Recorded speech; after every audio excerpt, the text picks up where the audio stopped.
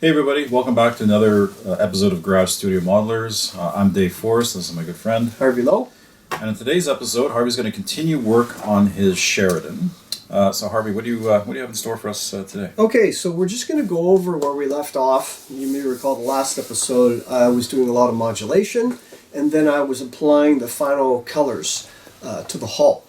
And I'm going to show you a little bit refinements of what I've done to the hull, because sometimes I like to kind of like change up the modulation off camera, and I can show you that, and then I can start on the turret and the modulation that I'll do on the turret, and show you the paints I used in the various color ranges. So I figured we'd do that today, as well as do a bit of painting of the wheels. And that should about cover this episode. So we'll get right into it then. Yeah, let's get right to it. All right. Okay, we're back, and we're going to start now with a discussion of, again, the colors that I'm using on the Sheridan. And the one that I've chosen to use to represent the olive drab for vehicles in Vietnam. And again, it's within the color range that we talked in one of our episodes. It's not a specific FS reference, but it's something that looks good to me, and it's the Japanese Ground Self-Defense Force Olive Drab XF74. That's the Tamiya color. That's my base green. And what I've done is I've taken this color, okay, and I've darkened it with dark green XF61, right? So I've darkened that. I've used it to darken it. And then I've used flesh and yellow and these are all Tamiya paints to lighten it up. Now I did this mixing off camera, but I basically have 4 colors now, okay? So the first one is the darkest one, which is essentially mostly this XF71 dark green, and that's this color right there. And then the second one is simply the base color, which is XF74. That's this one right there, right?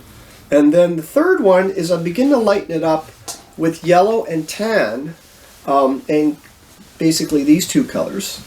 And then the fourth one is strictly, if you can follow this, these 2 colors, yellow and olive drab, the XF74. Why am I doing it this way? Well, you're going from light to dark. And then, Dave, I know you do the modulation differently than I do. Actually, that's pretty much pretty much. Like there's usually like a base color, a darker color, and then 2 lighter colors, which you have. Right. So there's the base, dark, and 2 lighter. Yeah. This is kind of a little in all of them, although I would say that if you're going to be doing these techniques, you do want a contrast. Mm-hmm. Oh, yeah. Right? You don't want them too similar because it'll be killed by the weathering. So hopefully, I mean, I did this off camera, but hopefully they'll do. So question, flesh, the XF15 is an interesting color to use for lightening instead of, like, one-out white. Because I find white bleaches colors. You can use white for sure. But I do find, I'm turning to Dave because he's off of my camera. I do find that it bleaches colors out, and it provides a little bit of a different... I find that the flesh and the yellow add a bit more warmth to bring it up. Yeah, that makes sense. Do you ever use the flesh? I do, yeah. Flesh and buff. Buff's another good one. Yeah. Buff's another good one. The flesh has got a bit more like a kind of like a bit of yellow, pinkish tone to it. So it gives it a little bit of warmth. And I agree with your comment on the white. It does make things a little chalky. Chalky. Yeah. Sometimes you want that effect, but sometimes you don't. Yeah. Now, I brought these empties along, but sometimes when I mix paints, I do store them. And I use these little things you can get at the dollar store. And they have caps on them. And I number them, right? So the 1 is the darkest, 2 is the base, 3 and 4 are the lighter tones. Very nice. This last one is strictly yellow, because I find that yellow and green is a nice warmth for the final top coat. It gives it a bit of warmth. So those are the colors. And by the way, I found this thing really neat, because you showed me about this, to open caps. Oh, yeah, that's great. That's very handy. It's Mr. Color, right? Yeah. Is that right? Yeah. Very handy to open. So get one of these guys, okay? So now that we got the paints out of the way, I'll put these off camera. Okay, we've got those out of the way. We're going to show you what I've done so far, because I took the hull, and by the way, I have these sub-assemblies here. This is the driver's hatch, and this is the commander's cupola with the armored shield for the MG Now, remind me, Harvey, are those is the commander corporeal of the machine gun shield? Is that aftermarket? Yes, it is. It is. Yes. Okay. It is aftermarket in the products that I showed you in one of the former episodes, because this particular vehicle had 2 twin-mounted 50s, as well as a 30 on the turret. So there's a nice scale thickness to that. There is, eh? Yeah, it looks. I mean, even from this distance, it looks really. And it adds scale. Eh? Yeah, it does. Very nice. So basically, what this was the Sheridan. That they had this twin 50, and they had another. They had 2 twin 30s, so they had 4 guns on this thing. And I'm modeling it after a specific vehicle. Now, why am I painting this separate? Because you can see that if I put that there and paint it, it'd be very hard for me to take the masks off for the periscopes. See, there's some around here, and I figure, well, you know what? Sometimes you have to plan your model. That's a good use case for that, right? Yeah. And of course, I've masked off. There's nothing in the turret but black, but I still masked it off, and then that'll go on later after I remove the masks and paint this green, which is what I'll do today. So these also had the same treatment. Now let's take a look at these. This is the result of the finished modulation. You got to be careful with modulation, because I find that if you do such a great job, you're going to lose it all if you apply too thick a coat, right, Dave? I agree. Yeah. Right. So you can. It's kind of hard to see in the camera, but you can still see parts of it coming through. And I suppose I always make this mistake. Leave more. Like this side's pretty good. You can still see the patterning coming through. The more you leave, I think the better it is, because then the weathering just kind of balances it out. And you can see the last upper coat on the bright areas is really just the OD XF74 and the XF3 yellow. You can see the warmth in there. So that's kind of, now you notice, here's the thing, you notice that on the top it's a little bit warmer than on the bottom. It's a little bit, I don't really do a lot on the bottom.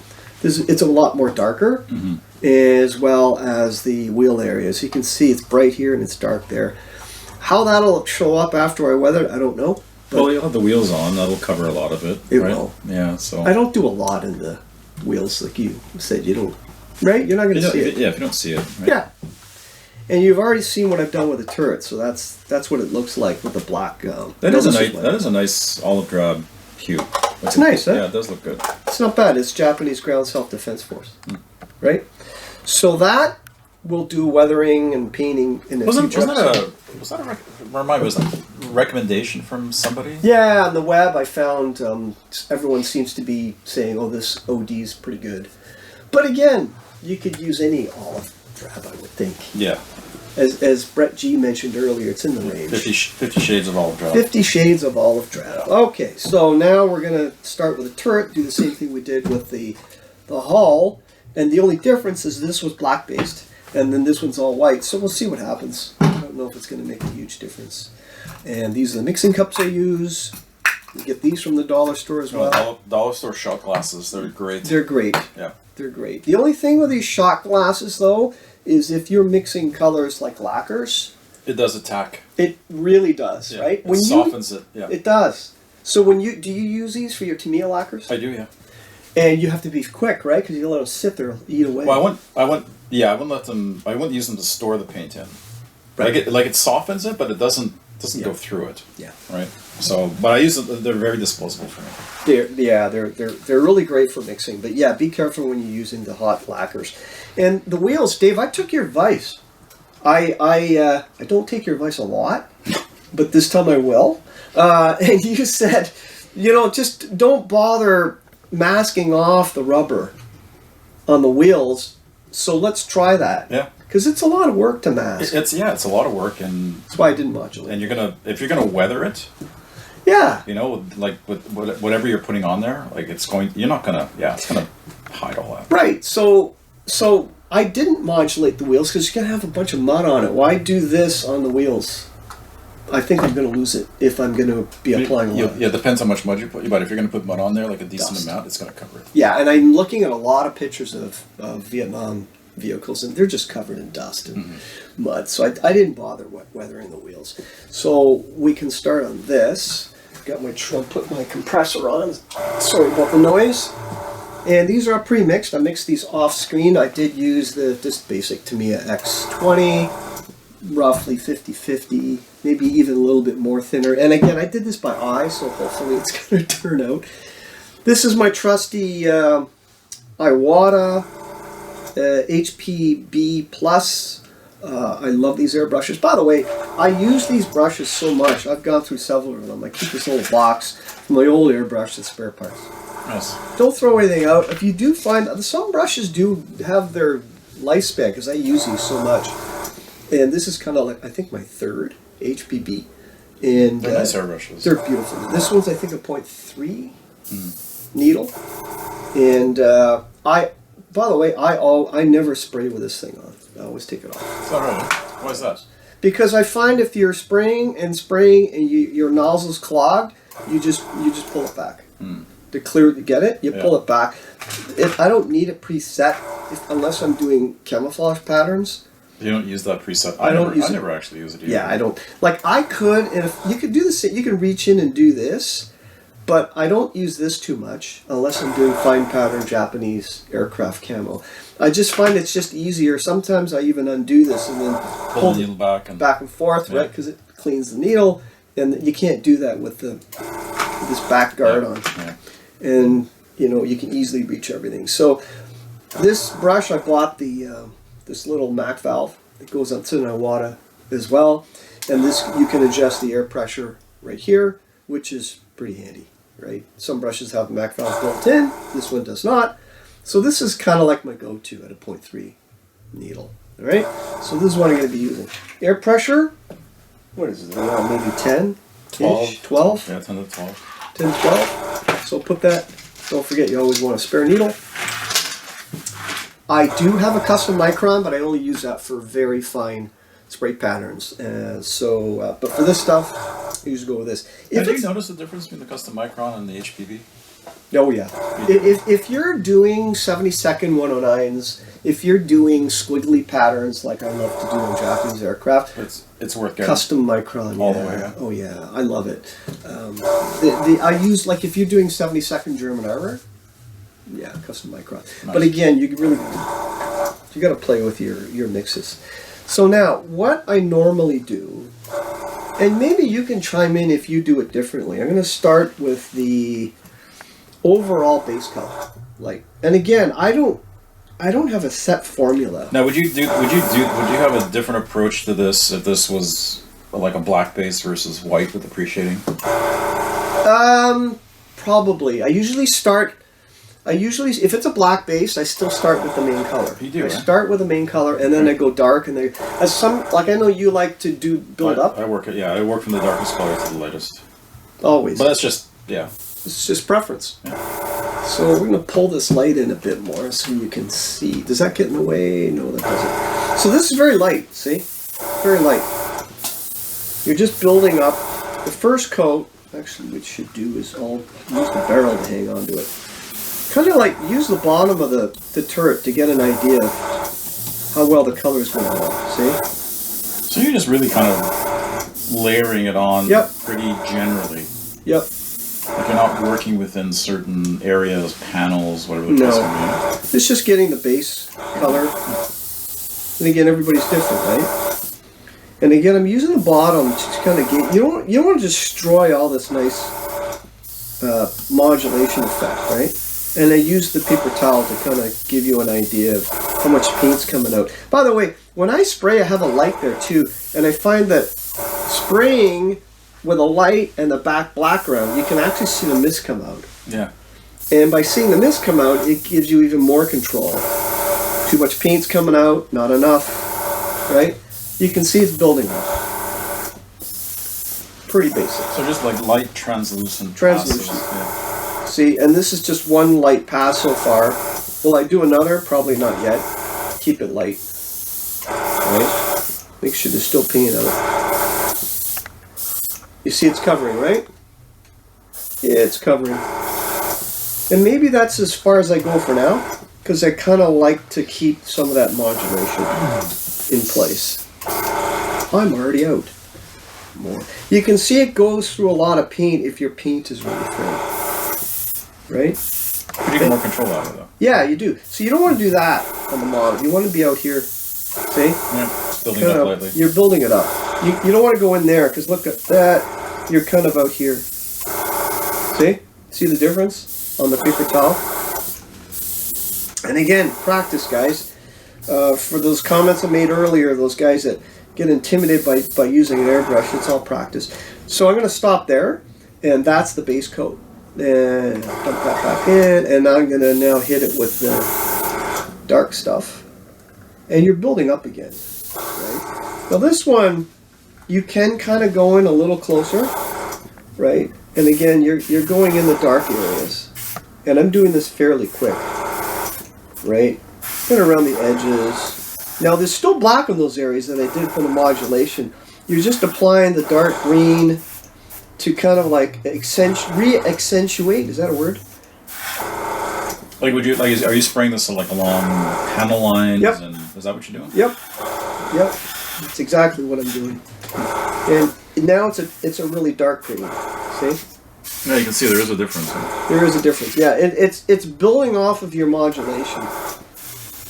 But you don't want to cover everything because you still want to play around with the modulation that you applied earlier. So it's not a lot. And again, I'm kind of doing this under the lighting I have here. That at home I got much better lighting. So, and even on the bottom of these smoke discharges, I'm just doing them dark because you wouldn't see them, right? And the bottom. You don't see the bottom of this basket very well, but finished model. Actually, there are some anomalies with this 3D print where that's not paint. That's the 3D didn't get to all the meshing, but I didn't bother opening them up because it would be putting. Oh, it'll be hidden with storage. Yeah, it'll be hidden with storage. See, it does go on quite thick. And just kind of like work these areas. You can kind of see it. Again, in the limited lighting, you're just giving these little areas in the dark. See how quick it is? Now again, if I was doing this for a contest or something, I would be probably more careful. And then we go on to, now I try to get a lot of it out. Hopefully this ain't going through your, I don't think it is. No, I'm sure it's fine. Now this is a lighter color. This is the color that I've mixed with yellow and flesh. See, it's a bit more warmer. And you can kind of see. Yeah, I love that. Very true. And again, I'm doing this fairly quickly, so I might tighten it up off camera, but you're getting a sense of. This would be your primary highlight, I would think. You can see the warmth now building back in. And those areas that I hit it with black, you can actually, with a fine, go in a little closer and just hit those highlighted areas, like these ammo boxes, with the colors. And you can see there's a lot more contrast coming out. At least hopefully you can see it on the camera. Right? You see it from back there, Dave. I do see it. Would you do it kind of the same way I'm doing? This part, yes. Yeah. Yeah, because you're picking out specific areas, Yep. right, to highlight the color. So You bet. Now I know you're not seeing a lot of the bottom of the turret, but I use that for, just to make sure I still got my mojo going, right? yeah, well, areas you don't see are great places to test, right? Oh yeah, you do it on the bottom of your hulls. Yeah, right? I do. Now let's not forget. Now these ones I did already, right? But if you find you want to go back and do them, you can. If you find that there's not enough, but those are done. So already within what, 10 minutes? 15 Yeah, it's minutes? amazing how quickly that comes together, right? It's fairly quick. And you can kind of see, is there a difference between white and black basing? There might be a bit. It's a bit lighter, I think. Slightly a bit lighter, right? It is a bit lighter than the black, right? A tiny bit. Yeah, Tiny bit. Yeah, from here. Yeah, maybe I'll stop, and that's good enough because I don't want to blow it. And then the final one is the yellow and the OD green without the flash, because that I like the warmth it provides. Alright, so now I'm going to apply the final top coat, highlighting with the yellow and all on OD green. By the way, as I mentioned before, if you find that the paint is not coming out, it's probably stuck in the needle, you can do a bit of that. You can pull the needle back and forth. The other thing I can find you can do is this front cap, the guard, twist it open, and you can see it sprays back in to the paint cup. So instead of covering it with your finger or something, instead of covering it with a piece of Kleenex, just do that, and that'll keep you going, right? Just turn the cap. Don't forget to turn it back. And by the way, when you're spraying after you've done it, do it on another surface first, because you'll get splatters. All right, so just finish it. Now this is really just the highlighted areas only. So you're just hitting like the more raised surfaces. Yep, that's all. Tops of the hatches. Yep. Anything that protrudes. Yep. And you might not see it on the camera, but there is definitely a hue to this.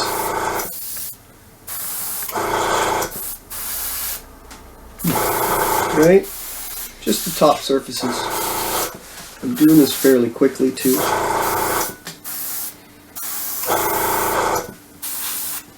Don't forget the outer screens.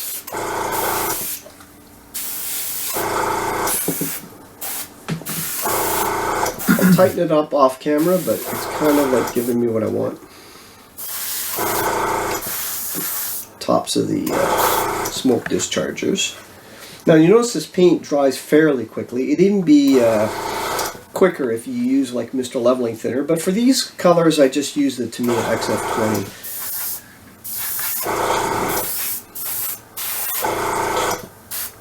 Okay, so that's kind of the turret. Wow. And that took what, maybe 10 minutes, 15 minutes? Yeah. Again, if I was doing it off camera, I'd spend a little longer. Right? But still, though, I mean, just for a few quick passes. And that's it. Doesn't take much. No. I'm going to stay with this light color and just do the... Believe it or not, I've never sprayed this without masking the black, because you said it's such a good idea. So if this doesn't work out, I'll just spray you. But look, you're right. It's not bad, eh? I mean... Like, why bother? You like, get a bit of overspray, but it gets covered by the weathering. Yeah, yeah. And I'm doing this fairly quick, because this is going to be... do you do the back sides of the wheel? But you glue your wheels on, right? Yeah. Do you still paint the back sides like this? If I can get to them, yeah. It depends, though. Like, on something like this, if you can leave the wheels off, I will. But sometimes it's just more convenient just to put everything together and True. give it the situ. Which, when I first did, terrified me, to be honest. Really? Yeah, because how am I going to paint all of this? But then you realize pretty quickly that look, you're right. You look, can figure it out. Yeah. Look, I'm going in really close. Again, this is a 0.3, and I'm not really modular. I'm going with my lightest color because I just want it to pop through the weathering. And again, it's really up to you. I've just seen so many great models of Vietnam vehicles, but these are all covered in that Vietnam red clay dust. Is that what you're going to use for this? I'm going to try. That would look nice, actually. Yeah, it's different. That would pop with the green. Yeah. You're right. Look at that. I'm just going in close without a mask. Yeah. And the black is still showing through. And I don't want to put the road wheel masking companies out of business. But. Yeah, but then you got the small guys. Like, would you do the same technique in 72nd on the Panzer III? Yes. Really? If I could, sure. Well, I do, because I do it on small details on the hulls and turrets. Look, it's working. See? Yeah, you don't need to. Yeah, you don't need to spend a lot of time on the road. If you're putting mud on them, right? If you're doing it a cleaner vehicle, then you might want to take more or mask them off. But. That's a good point. Now the paint's going on a bit wet too. That's okay. And by the way, these sticks that I'm holding, these are Q-tip. Whatever fits the diameter of the hole in the back. Just use them. And that foam block, you got everything pegged in. That looks like an old airbrush. Yep. Thingy. Yeah, it's a different kind of harder styrofoam. See how quick? I'm already up into, this is my 8th wheel out of 10 in less than 5 minutes. By the way, you know what we'll do one day? It'd be fun. We do a speed project. where I will attempt to build a 70-second Japanese because I'm comfortable. I'll attempt to do that in one sitting. I did that at What, like paint it or everything. Build it, paint it right in front of the camera. You start the stopwatch, Robert, and give me like maybe 2 parts, 30 minutes and 30 minutes, and I'll see if I can get something done. I say that for a challenge. Well, I entered in a show. Didn't you do something like that on a TV show once? I did, yeah, and then I did it at Rochester. You did it at Rochester? I did it at How Rochester. far did you get on the TV show? Didn't you like build like an aileron or something? Just yeah, I did. Yeah. You know what? The most boring 8 hours. Yeah, really. Yeah. You remember that, eh? Yeah. Like a speed build of like. What was it? Yeah, that was. What was the name of that show? It was myself and Tony Bell. Yeah. What's it called? Treasure. I'm sorry, I can't the remember production company. But Tony and I were brought on to do a speed build of a 1/32 scale Thunderbolt. A Revell Thunderbolt. It's like a 30-minute show. It's a 30-minute show. Yeah, and you know what? That's true. And they gave us.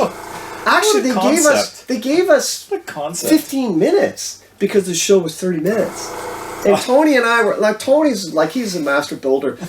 Okay, I beat him because like I'm just fast. You're just and building. He's like, yeah, he's I go, Tony, what are you saying? Yeah, what are you sanding that for, man? Very meticulous. He's meticulous. It's not for. He can't let himself. No, just build. No. That's funny. It's kind of like the modeling OCD. Like I gotta get that seam out. No, man, you got 15 minutes. I'd be the same way. I couldn't do it. Like there's no way. Like. It's hilarious, like, because it just takes forever. It'd be like watching paint dry with a speed build. But you know, it was, but you know, oxymoron. That's only half of it. They gave us only limited materials, so we didn't have all of the materials. I got it. Well, did they actually think you would get to like painting, or is it just build it?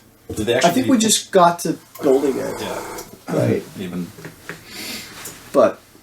Anyway. And mind you, those 48 scale armor kits, you can slap those together pretty quick. Yeah, you can. But this was a Revell old 1/32 Thunderbolt. It's a different like story. Tony's trying to get this thing together. I'm just like, use Scotch tape. Hey man, it'll work. But there's the wheels. What'd you win in that? You won something. I won like a flight or something. A flight in a. Was it a tiger moth? Tiger moth, and I didn't know. Well, you know what? I don't know if it's copyright, but we should play parts of it one day. I didn't know I was going to win that. So what do? You go up in the cockpit with nothing on but your shirt, and it's cold up there. And it was July, and it's like, oh, okay, now I know why the pilots wear all those things. But yeah, I'll get the name of the show. My apologies in the next episode. That's funny. So we'll take these away because I think I'm done. Speed build. I'm going to do that on Garage Studio Modelers, but I'm going to paint it. I'm going to do everything. You and I should get like one of those Vespid 72nd scale. Oh my God. Panthers or something. Yeah. A snail build. Yeah. Well, yeah, but everybody does snail builds, right? It'd be episode 100, you know. Yeah. So there it is. Right. I hope the camera can pick it up. Well, there's the wheels, and there's the. It's amazing the transformation in such a short period of time. You can see the difference in the turret white, and you can actually see. You can see it's a little brighter. And again, I'm going to be very light on the weathering. The more contrast, you taught me this. The more contrast you have, it's better for weathering. This is a little. It'll all come back. This is subtle, so I got to be real. But you're right. There is a slight difference where the turret is a little bit lighter. It is. You can see it. Yeah. Right. Versus the, which is nice. Now I just noticed in the light I need more on the. On the back. See, when you have a light, you need good lighting, eh? Well, you need to look at it multiple ways. Yeah. More on this area. I'm just using the top coat. You can see the white of the resin part showing through. Don't forget, modeling is supposed to be fun. Unless you're entering this in a IPMS Nationals or AMS competition. It's only a hobby. It's only a hobby. And how many times have I said that to myself? Yeah. And if it's good enough. Good enough is good enough. Good enough's good enough. And I think that does it. Up to the light. The light looks good.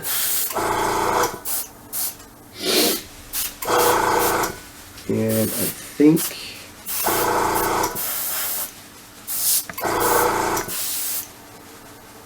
I like the yellow and the green. It really does add some warmth to it. I think et voila. Okay, Very good. we'll stop it there, and then the next episodes will be about weathering and again the stowage. Yeah, the that'll stowage, come much later. that'll be fun to do. I still haven't done the tracks yet, and maybe we'll do a separate episode on the tracks. With that, David, anything else you want to close up with? No, it looks good. I mean, it's amazing how quickly you can you can transform the turret in just 15 minutes of spraying. That's great. That's awesome. so. Well done. So happy modeling, guys. It's Harvey Lowe and Dave Forrest. signing off from Garage Studio Modelers. Have a great day. Take care, all.